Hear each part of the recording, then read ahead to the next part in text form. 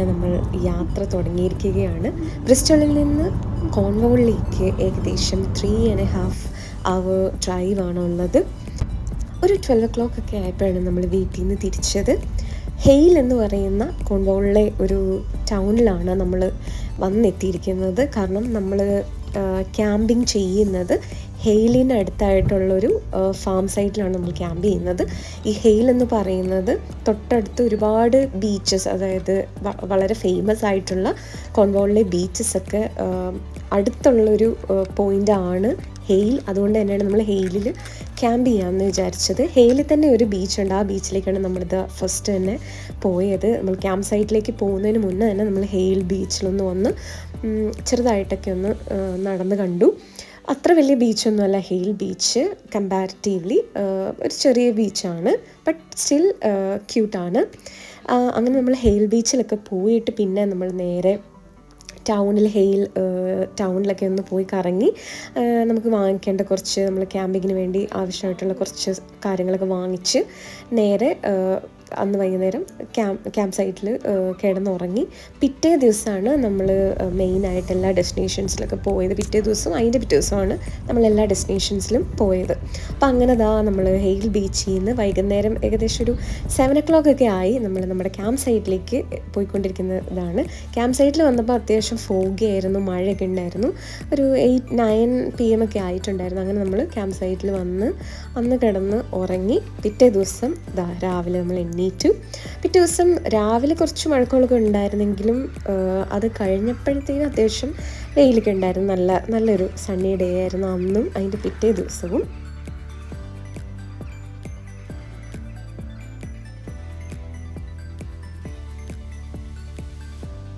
അങ്ങനെ പിറ്റേ ദിവസം നമ്മുടെ ഫസ്റ്റ് ഡെസ്റ്റിനേഷൻ ആയിട്ടുള്ള സെയിൻറ്റ് മൈക്കിൾസ് മൗണ്ടിലേക്കാണ് പോകുന്നത്. UK എല്ലാവർക്കും തന്നെ അറിയായിരിക്കും സെയിൻറ്റ് മൈക്കിൾസ് മൗണ്ട്. ഇൻസ്റ്റാഗ്രാമിലും എല്ലാം വളരെ വളരെ പോപ്പുലറായിട്ടുള്ളൊരു ഡെസ്റ്റിനേഷനാണ് സെയിൻറ്റ് മൈക്കിൾസ് മൗണ്ട്. മരീസിയൻ കോസ്റ്റിൽ ഐലൻഡിൽ വരുന്ന ഒരു അടിപൊളി കാസിലും കാര്യങ്ങളൊക്കെ ഉണ്ട് അവിടെ. നമ്മൾ അവിടെ എത്തിയതിന് ശേഷം അവിടെ നിന്ന് നമ്മൾ ബോട്ടിൽ വേണം ഈ ഐലൻഡിലേക്ക് പോകാൻ വേണ്ടിയിട്ട്. നമ്മുടെ കാസിൽ വിസിറ്റ് ചെയ്യണമെന്നുണ്ടെങ്കിൽ, അതായത് ഐലൻഡിലേക്ക് പോകണം എന്നുണ്ടെങ്കിൽ നമ്മൾ പേയ്മെൻറ്റ് ചെയ്യണം. അതായത് നമുക്ക് ഓൺലൈനായിട്ട് തന്നെ ഇവരുടെ സൈറ്റിൽ കയറി കഴിഞ്ഞാൽ ബോട്ടിനുള്ള പേയ്മെൻറ്റും നമ്മുടെ കാസിൽ വിസിറ്റ് ചെയ്യാനുള്ള പേയ്മെൻറ്റും ഓൺലൈനായിട്ട് തന്നെ ചെയ്യാൻ പറ്റും. അവിടെ ചെന്ന് കഴിഞ്ഞാൽ ബോട്ടിനുള്ള പേയ്മെൻറ്റ് നമുക്ക് ചെയ്യാൻ പറ്റും, പക്ഷേ ഒരുപാട് നമ്മൾ ചിലപ്പോൾ ക്യൂ നിൽക്കേണ്ടി വരും. അതുകൊണ്ട് ഇറ്റ്സ് ബെറ്റർ നമ്മൾ നേരത്തെ തന്നെ എല്ലാം ചെയ്തിട്ട് പോകുന്നതാണ്. നമുക്ക് 3 ഏരിയയിൽ നിന്ന് നമുക്ക് ബോട്ടിലേക്ക് ബോർഡ് ചെയ്യാൻ പറ്റും. അങ്ങനെ അവിടെ എഴുതി വെച്ചിട്ടുണ്ടായിരുന്നു. അങ്ങനെ ഞങ്ങളൊരു ബോർഡിംഗ് പോയിന്റിൽ നിന്ന് ബോട്ടിൽ കയറി അങ്ങനെ നമ്മുടെ ഐലൻഡ് അല്ലെങ്കിൽ കാസലിലേക്ക് പോയിക്കൊണ്ടിരിക്കുകയാണ്. നല്ലൊരു അടിപൊളി ഷോർട്ട് ബോട്ട് ട്രിപ്പായിരുന്നു ഐലൻഡിലേക്ക്.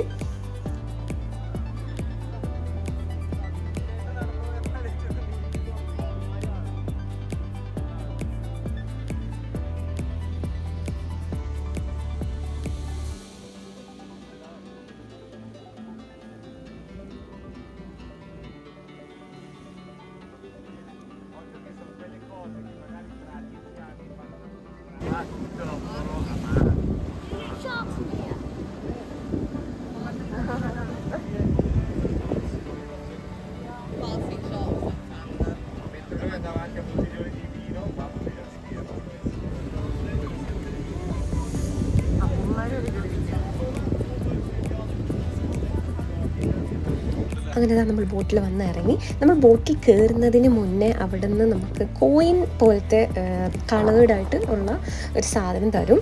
അപ്പോൾ അത് നമ്മൾ ഈവൻ ഇഫ് നമ്മൾ കപ്പിളാണെങ്കിൽ പോലും നമുക്ക് ഇൻഡിവിജ്വലി ആ ഒരു കോയിൻ പോലത്തെ സാധനം തരും. അത് നമ്മൾ ഐലൻഡിൽ കയറുന്ന സമയത്ത് അവിടെയുള്ള വോളണ്ടിയേഴ്സ് നമ്മളോട് ചോദിക്കുക, അത് കാണിക്കാൻ പറയും. കാരണം നമ്മൾ ടിക്കറ്റൊക്കെ ബുക്ക് ചെയ്തതാണെന്ന് ഉറപ്പ് വരുത്താൻ വേണ്ടിയിട്ട്. അപ്പോൾ അത് നമ്മൾ മേക്ക് ഷുവർ ചെയ്യണം. അങ്ങനെ ദാ നമ്മൾ നമ്മുടെ ഐലൻഡിൽ എത്തിയിരിക്കുകയാണ്. ഇനി ഇവിടുന്ന് നമ്മുടെ കാസിലേക്ക് അത്യാവശ്യം കുറച്ച് നടക്കാനുണ്ട്. നല്ല സ്റ്റീപ്പായിട്ടുള്ള കുത്തനെയുള്ള കയറ്റമാണ്. പക്ഷേ സ്റ്റിൽ നമ്മൾ ആ നടന്നുകൊണ്ടിരിക്കുന്ന വഴി ഒരുപാട് കാഴ്ചകളുണ്ട്. ഇങ്ങനെ ചുറ്റിനും നല്ല പച്ചയും നല്ല നീല കളറുള്ള കോസ്റ്റും ഒക്കെ കണ്ടിങ്ങനെ നടക്കാൻ, നല്ല ആസ്വദിച്ച് നടക്കാൻ പറ്റും. നമുക്കുള്ളിലേക്ക്, അതായത് കാസിലിനുള്ളിലേക്ക് കയറാൻ തോന്നത്തില്ല. അത്രയും എന്താ പറയുക, കാണാൻ അതിന് ചുറ്റുമുണ്ട്. ഈ കാസിലിൻ്റെ ഒരു ഭാഗം നിറച്ചും ഗാർഡനാണ്. പിന്നെ അല്ലാണ്ട് തന്നെ നമ്മൾ ചുറ്റിനും നടന്ന് നമുക്ക് കാണാൻ പറ്റും. ഈ പറഞ്ഞ പോലെ നമ്മൾ നടക്കുമ്പോൾ കുറച്ച് ശ്രദ്ധിക്കണമെന്നേ ഉള്ളൂ, കാരണം നല്ല കുത്തനെയുള്ള കയറ്റമാണ്. അങ്ങനെ ദാ നമ്മൾ കാസിലിൻ്റെ ആ ഒരു എൻട്രി പോയിൻ്റ് അടുത്തേക്ക് നമ്മൾ നടന്നുകൊണ്ടിരിക്കുകയാണ്.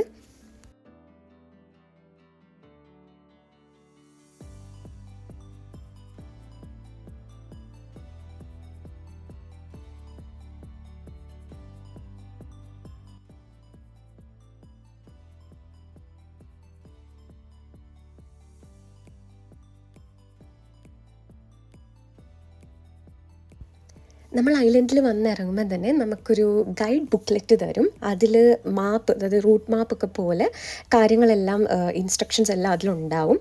കാരണം ഇതിനുള്ളിലാണെങ്കിലും നമുക്ക് ആകെ എന്താ പറയുക, കൺഫ്യൂഷൻ വരും. അത്രയും ഉള്ളിലാണെങ്കിലും നടന്ന് കാണാനുണ്ട്, പുറത്താണെങ്കിലും നടന്ന് കാണാനുണ്ട്. പിന്നെ നമ്മൾ കാസിനുള്ളിലേക്ക് കയറുമ്പോൾ അവിടെ ഗൈഡ് ഉണ്ടാവും. പുള്ളി എല്ലാ കാര്യങ്ങളും എക്സ്പ്ലെയിൻ ചെയ്യും ഡീറ്റെയിൽഡ് ആയിട്ട്. ഈ കാസിലുമായി ബന്ധപ്പെട്ട് ഒരുപാട് ഹിസ്റ്ററിക്കൽ സ്റ്റോറീസ് ഉണ്ട്, ഫാൻറ്റസി റിലേറ്റഡ് സ്റ്റോറീസ് ഉണ്ട്. അതൊക്കെ എക്സ്പ്ലെയിൻ ചെയ്യുന്നതാണ്. Keep moving around in an anti-clockwise direction. That'll take you out onto the terrace. Below the terrace where you'll be able to look out to sea. Is it in your bag?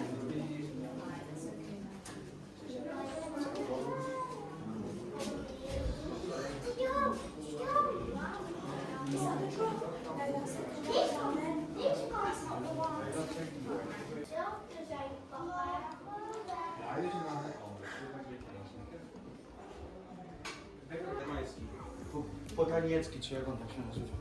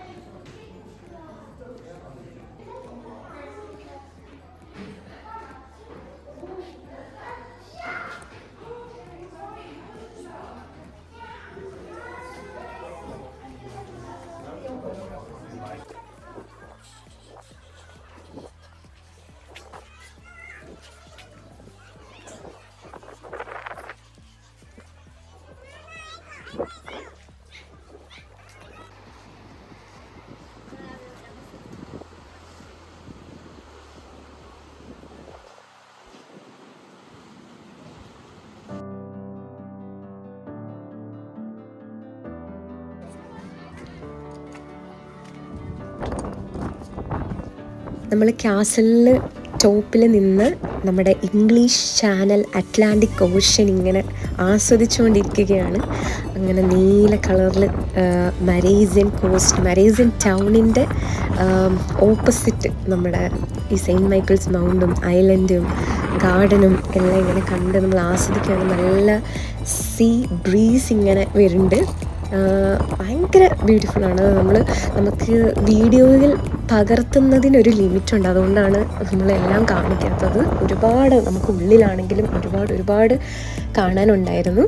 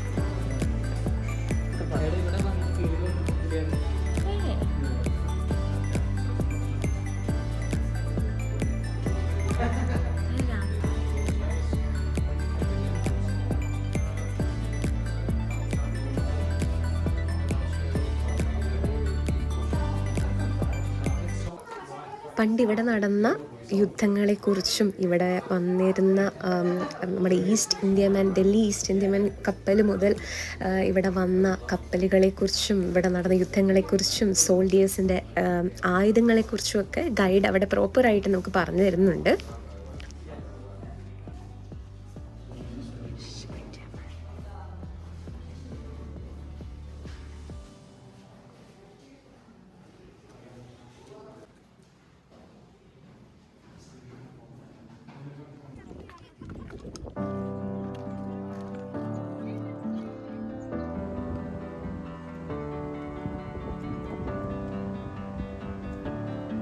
അങ്ങനെ 2 മണിക്കൂറിൽ കാസലും ഐലൻഡെല്ലാം ചുറ്റിക്കറങ്ങി കണ്ടതിന് ശേഷം നമ്മൾ തിരിച്ച് ബോട്ടിൽ പോവുകയാണ്. ഏകദേശം 2 മണിക്കൂർ തന്നെ എടുത്തു. നമ്മൾ 10:30-ക്കാണ് കയറിയത്. ഇറങ്ങിയത് കൃത്യം 12:30 ആവാറായപ്പോഴാണ് നമ്മൾ ഇറങ്ങിയത്. അങ്ങനെ നമ്മൾ തിരിച്ച് കരയിലെത്തി.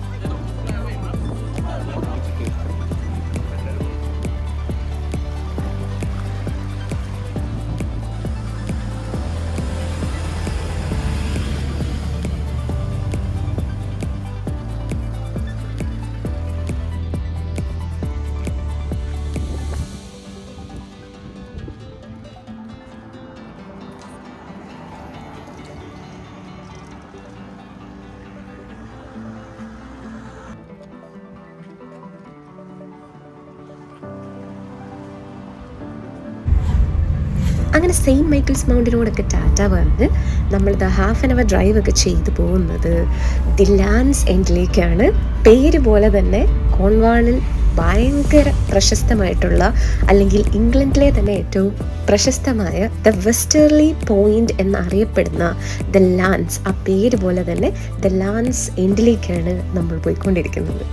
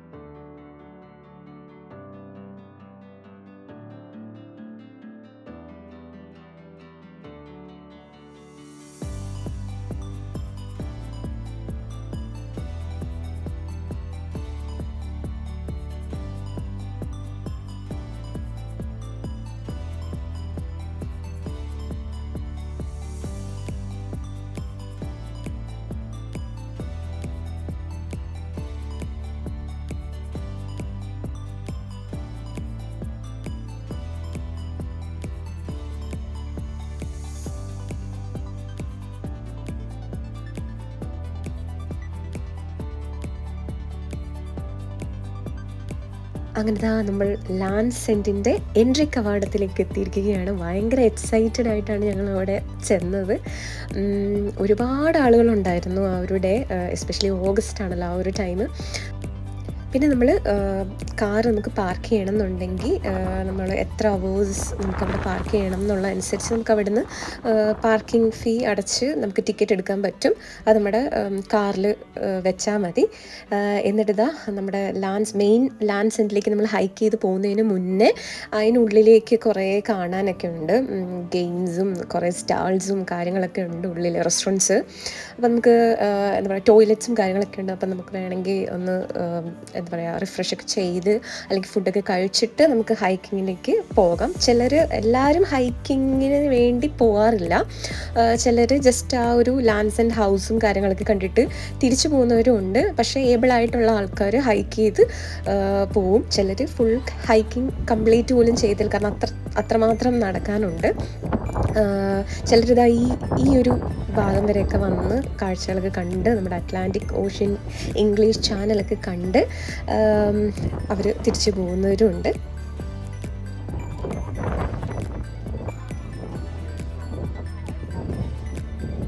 Britain മെയിൻലാൻഡിൻ്റെ most south westerly point എന്നാണ് ലാൻഡ്സ് എൻഡിനെ അറിയപ്പെടുന്നത്. ആ പേര് പോലെ തന്നെ ദി ലാൻഡ്സ് എൻഡ് തന്നെയാണ് ഈ Land's End. The last and first ഹൗസും ഇവിടെ തന്നെയാണുള്ളത്.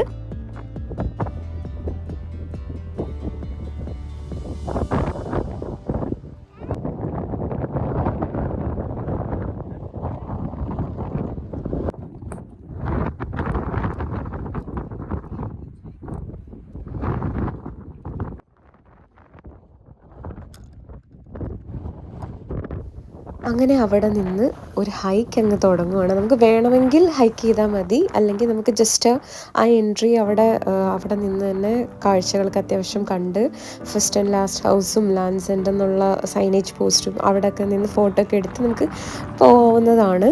പക്ഷേ ഹൈക്ക് ചെയ്യാൻ ആഗ്രഹമുള്ളവർക്ക് വളരെ അടിപൊളി ഹൈക്കാണ് നമുക്കുള്ളത്.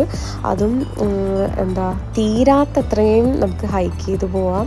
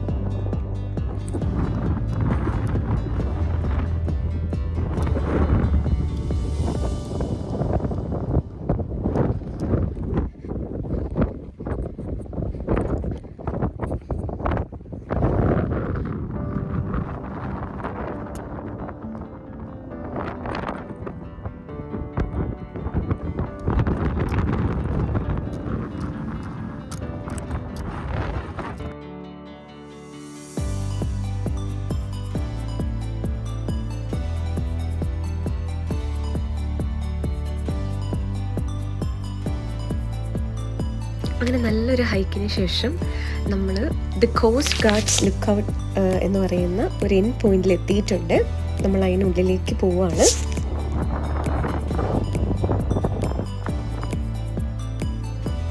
1812 ഈ സെന്നൻ കോസ്റ്റ് ഗാർഡ്സ് ലുക്കൗട്ട് എസ്റ്റാബ്ലിഷ് ചെയ്തത്. ഫസ്റ്റ് വേൾഡ് വാറിനും സെക്കൻഡ് വേൾഡ് വാറിനൊക്കെ ടൈമിൽ ഇതുണ്ടായിരുന്നു. പിന്നെ 1953 ഇത് ഡീകമ്മീഷൻ ചെയ്യപ്പെട്ടത്.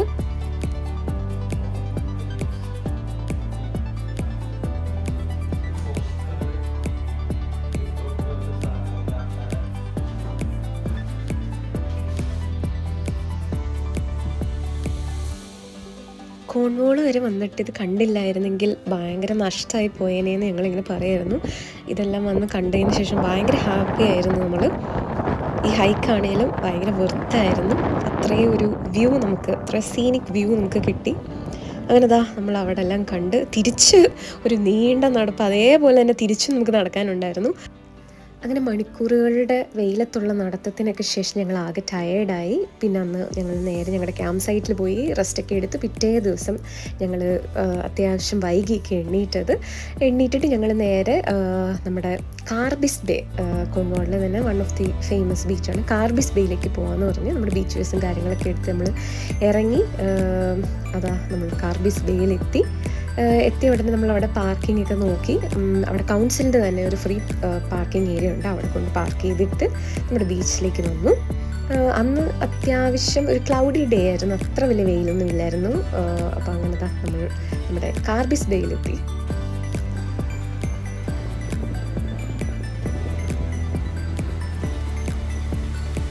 അങ്ങനെ ഇത് കൂടാതെ നമ്മൾ സെയിൻറ്റ് ഐവ്സ് എന്ന് പറയുന്ന ഒരു ബീച്ചിലൂടെ പോയിട്ടുണ്ടായിരുന്നു കാർബിസ് ബേയിൻ്റെ അടുത്ത്. അപ്പോൾ അവിടെയൊക്കെ പോയി പിന്നെ ഫുഡൊക്കെ കഴിച്ച് ഞങ്ങൾ ഒന്ന് ക്യാമ്പിൽ പോയി നമ്മുടെ ഡ്രസ്സൊക്കെ മാറി ഞങ്ങൾ അന്ന് വൈകുന്നേരം ആയപ്പോഴത്തേനും തിരിച്ച് ബ്രിസ്റ്റോളിലേക്ക് തിരിച്ചു. അപ്പോൾ ബ്രിസ്റ്റോളിലേക്ക് തിരിച്ചു വരുന്ന വഴി സൺസെറ്റും നല്ല അടിപൊളി വ്യൂവും നമ്മുടെ ആ ഡ്രൈവ് 3.5 hours ഡ്രൈവ് ഉണ്ടെങ്കിൽ പോലും നമുക്കതൊട്ടും ഹെക്റ്റിക് അല്ലെങ്കിൽ ഒരു ബുദ്ധിമുട്ട് നമുക്ക് തോന്നിയില്ല. അത്രയും നല്ല ഭംഗിയുള്ള വഴികളിലൂടെയാണ് നമ്മൾ തിരിച്ചു വന്നത്. അങ്ങനെ നമ്മുടെ കോൺവാൾ ട്രിപ്പ് ഇവിടെ പൂർണ്ണമായിരിക്കുന്നു. അപ്പോൾ എല്ലാവർക്കും ഈ ഒരു ചെറിയൊരു വ്ളോഗ് ഇഷ്ടപ്പെട്ടു എന്ന് വിചാരിക്കുന്നു.